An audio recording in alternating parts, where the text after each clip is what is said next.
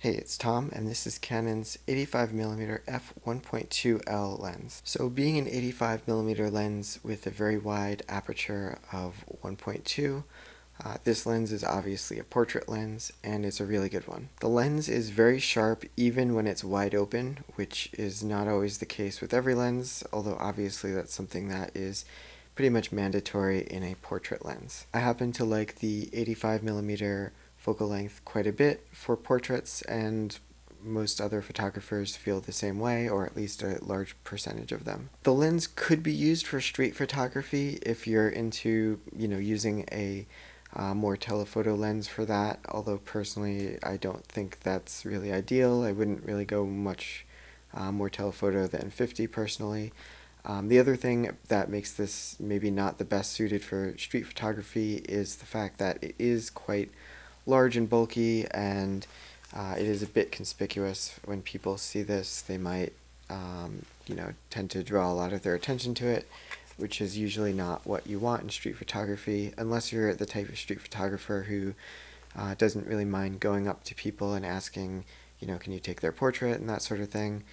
In that case, this could work very well for that style. On the other hand, a lot of street photographers feel that going in and sort of adjusting the scene in that way is not the best thing to do, so it really just depends on your style and preferences. So this lens, as you would expect in a portrait lens, gets really good bokeh, which is the out of focus and blurry sort of elements that are usually in the background of your photo. And the idea is that you want to use a wide aperture so that you can get a narrow depth of field and focus in on usually the subject's eyes. That's generally what you're focusing on in a portrait. And the rest of the photo, especially whatever's behind the subject, has that sort of pleasing out of focus background effect. So I took some self-portraits using a tripod. It can be a bit tricky taking self-portraits with a tripod because you don't have quite the same level of ability to control the scene instantly, because you have to adjust the tripod, which can be really annoying. It's also a little bit more difficult than I would have expected to focus on my eyes using the app, but there are other ways to focus, and there are other attachments that you can use for your camera to take photos remotely if you want. So one of the nice things about this lens is that it autofocuses very quickly, and you can make it autofocus even more quickly.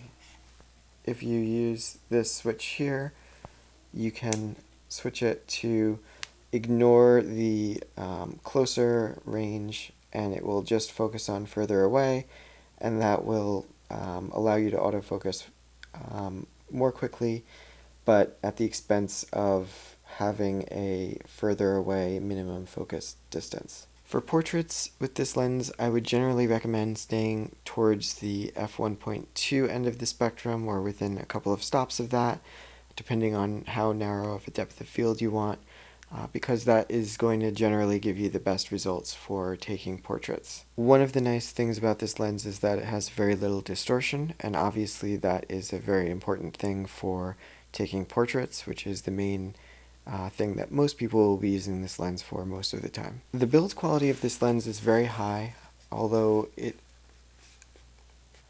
feels like it has some sort of plasticky elements. It feels very high quality and sturdy. I almost at first glance didn't really feel whether it was maybe some sort of a metal, but I do think it's a high-grade plastic. It is also water resistant, so if you're using it with a RF lens mount camera that is water resistant, then this should be able to withstand, like a light drizzle, something like that, without getting water into the lens or the camera, and that's definitely very helpful. And it's also less likely to get dust inside of the lens as well. One of the interesting and unusual things about this lens is that it has this custom ring here, which you can program to control the aperture, the shutter speed, or the ISO. So that's a pretty neat feature. There'd been a long trend of basically when Canon started the EF mount that they took away the aperture ring, and now you sort of have it back here if you want to use it for that function. So I think that that's a pretty nice thing that this lens has, and I hope that it's a trend that Canon will continue with some of their other RF lenses. So one of the biggest and most striking things about this lens is just how large it is. You can see here on my Canon R that this lens sort of dwarfs it in terms of size. It's very, very large, and it is pretty heavy, and it definitely makes the camera very top heavy and has a tendency to sort of go down a bit. And I would definitely recommend using a camera strap or some sort of like a side hand strap with it, because if you're hand holding this without any sort of strap over time, it might make your arm tend to get a bit tired, because this really is a heavy lens. It is kind of strange that they made such a heavy lens here, because part of the purpose of the RF mount, I thought, was to have smaller setups.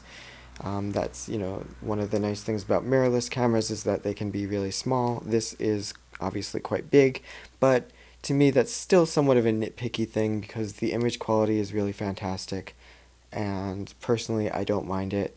It's not a lens that most people will be having on their camera all day. It's sort of something that you would just use for portraits for most people. So in that context, I think it's fine and really not a big deal or a deal breaker. This lens is so heavy that my arm is starting to get a little bit tired, and I've only been filming for about 20 minutes. So definitely something that if you're hand holding it all day would start to get tiresome for most people. And of course, with this lens being expensive, you definitely don't want to drop it. The price will probably change over time, so I won't mention the exact price, but definitely pricey.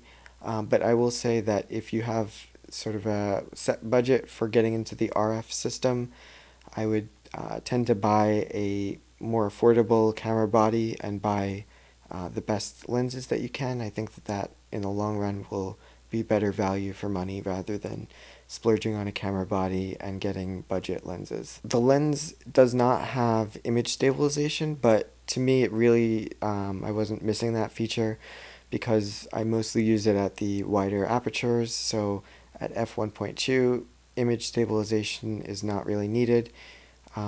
Generally speaking, the rule of thumb is that if the shutter speed is 1 over the focal length, then you can probably handhold it without image stabilization. So if it's, anything faster than 1/85th of a second, you should be able to handhold it, no problem. And oftentimes that will be the shutter speed, or much faster, that you'll be using. So I would definitely strongly recommend this lens for someone who is getting into the Canon mirrorless system, the RF system, because I think it's a really great portrait lens, and if you're going to be taking any portraits of friends, family, pets, or if you're doing it professionally, I think that this lens can give you really great results, and I would strongly recommend it for that. So don't forget to subscribe if you haven't already, and let me know what your thoughts are about this lens, if you're considering getting it. If you own it, what do you think about it? And let me know in the comments below. Until next time, take care.